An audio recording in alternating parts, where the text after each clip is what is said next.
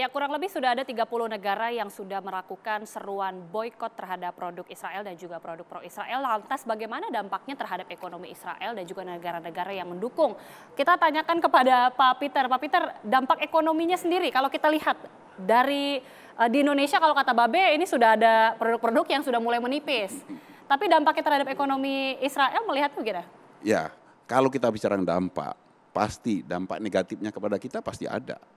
Ya, karena mungkin Pak Roy tadi sudah menyampaikan, ya, ini akan berujung kepada terganggunya produksi, terganggunya rantai pasok, ya, dan itu ujung-ujungnya bisa mengakibatkan adanya pemutusan hubungan kerja, PHK di beberapa tempat-tempat produksi. Ini adalah sebuah konsekuensi pengorbanan yang pasti kita rasakan, dan juga hak konsumen tadi yang disampaikan. Kalau sampai seandainya produk-produk tertentu itu hilang di pasaran padahal itu dibutuhkan. Tapi sekali lagi ini ya, saya sampaikan, inilah pengorbanan yang harus kita lakukan. Saya kira mungkin kalau kita tanya mungkin yang bersangkutan pun yang terganggu mungkin kena PHK ataupun yang terganggu apa itu konsumsinya akibat boikot ini.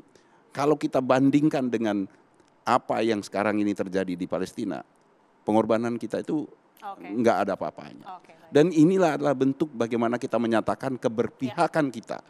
Jadi kalau kita bicara tentang dampak, tentu ada dampak negatifnya. Tapi ini kan adalah upaya untuk kita menyampaikan kepada dunia bahwasanya kita berdiri bersama Palestina. Ya. Dan kalau seandainya ini dilakukan bersama-sama, ya, secara bersama-sama di semua negara melakukannya boikot, mungkin tidak akan besar dampak terhadap perekonomian Israel. Tetapi itu akan menggaungkan perlawanan dunia, perlawanan global, dan ini akan menjadi momentum terbaik bagaimana kita memperjuangkan kemerdekaan bagi Palestina. Saya ingin ke Babe sekarang. Ini kan sepertinya seruan boikot dilakukan beberapa waktu terakhir ya, di saat memang ada seruan gempuran dari Israel bombardir kepada Gaza, Palestina. Tapi naik turun kalau kita ketahui, jangan-jangan nanti setelah ini sudah mereda akan turun lagi. Ini dampak berkepanjangannya gimana ngelihatnya? Sebenarnya kalau kita mau buka catatan, usul boikot itu dari Presiden Jokowi tanggal 7 bulan Maret tahun 2016 dalam organisasi konferensi Islam OKI di Bandung. Masih ada arsipnya itu. Presiden Jokowi itu mengatakan harus sudah mulai memikirkan untuk menekan serangan Israel dan memberikan kemerdekaan kepada bangsa Palestina dengan cara memboikot produk dan juga memboikot minyak. Jadi apa yang bisa kita stop nih, gitu loh, ya, senjata. Itu bulan Maret ya? 2016 kalau tidak salah 2016. Ya, nah artinya gini, ini bukan main-main dan ini berdampak kuat, gitu loh.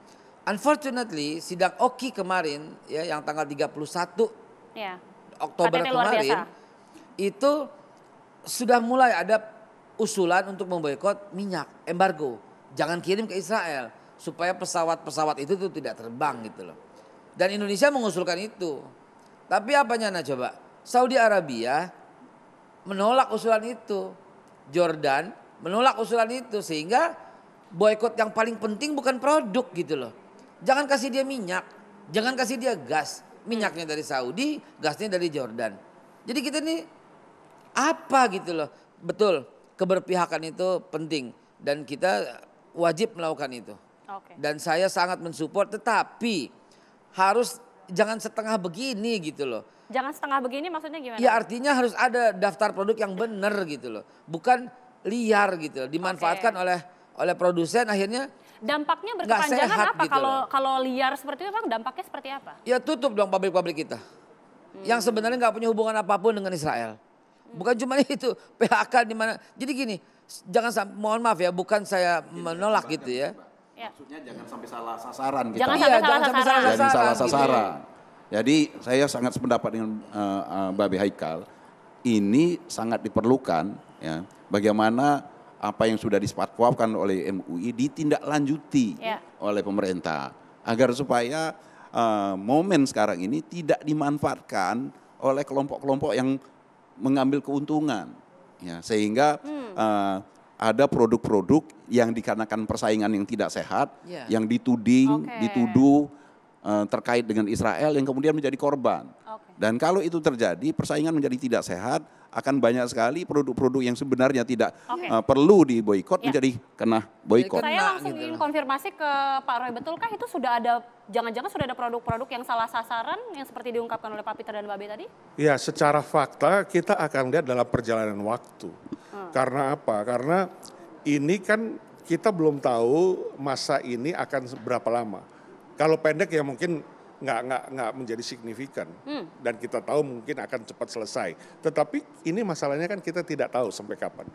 Nah, jadi mengantisipasi hal tersebut kami terus mendorong sebagai pelaku usaha, negara harus hadir.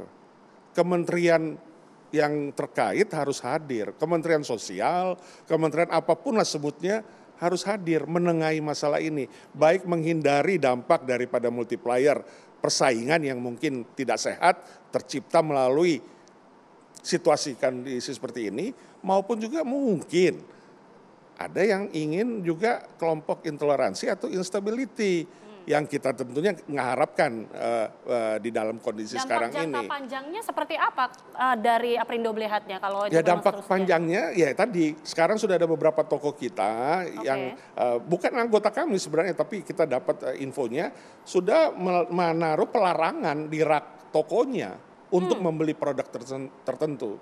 Nah, pengurangan itu kan akan berakibat kepada kita akan mengurangi juga pembelian.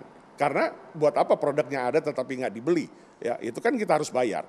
Nah, pengurangan produksi, pengurangan kepada PO pasti pengurangan produksi. Nah, kita tahu sekarang bukan hanya soal pengurangan tenaga kerja berpotensinya, tetapi juga nilai daripada perusahaan. Ada beberapa pemerintahan yang sahamnya juga mulai terkoreksi.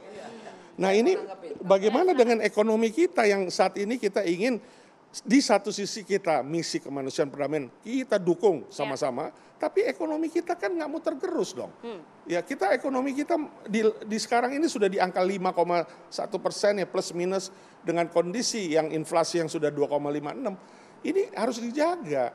Jangan sampai justru dengan keadaan seperti ini, baik itu dari sisi persaingan, dari sisi intoleransi, instability yang ingin bermain di air keruh, di dalam kondisi-kondisi polemik ini, sehingga ekonomi kita terdampak. Ya, silakan Mbak Be. Ini beda dengan isu lemak babi yang beberapa tahun lalu ada di penyedap dan juga beberapa tahun yang lalu ada di susu dan juga lebih tahun lagi ketika satu produk bayi, bedak bayi terkontaminasi dengan racun pada waktu itu ya. Ini kita ikutin pada waktu itu semua. Ini beda. Bedanya apa? Karena ada sumber utama yaitu Israel. Dan ini dimanfaatkan terus, percaya deh. Kita nih orang pasar gitu. Kita nih orang yang momentum itu akan dimanfaatkan terus oleh musuh ya. Kalau kita bilang di pasar ya, akan terus dimanfaatkan. Selama masih ada negara Israel dan selama ada fatwa MUI, itu yang nggak kena itu terus memanfaatkan itu buat jualan. I guarantee you pasti. Ini kita nih orang pasar. Saya dulu salesman gitu loh. Salesman yang ini mantap ini gampang nih gue jualan nih, gampang gue jualan. Oh masa pakai produk itu? MUI nggak bakal cabut fatwa. Nggak ada ceritanya MUI cabut fatwa tuh nggak ada. Jadi dan selama sebagai salesman tahu ya peluang untuk masuk pasar ya. Ini peluang buat kita. Jadi seharusnya bagaimana? Pemerintah harus turun tangan. Harus turun tangan. Harus turun tangan. Kalau pemerintah nggak turun tangan, ini bakal jadi bola salju yang akan jadi besar. Ini kesepakatan kita bertiga nih Mbak. Pemerintah harus turun tangan. Pemerintah turun tangan. Pemerintah harus menyebut bahwa yang mendukung itu adalah produk X, dia menggunakan ilmu pengetahuannya, elektriknya itu dari dia. Pemerintah harus clearkan seperti itu. Oke, ditahan dulu. Ini 3 narasumber saya sudah setuju bahwa pemerintah harus turun tangan, tapi bentuknya seperti apa, realisasinya seperti apa? Kita bahas usai jeda pemirsa saat lagi.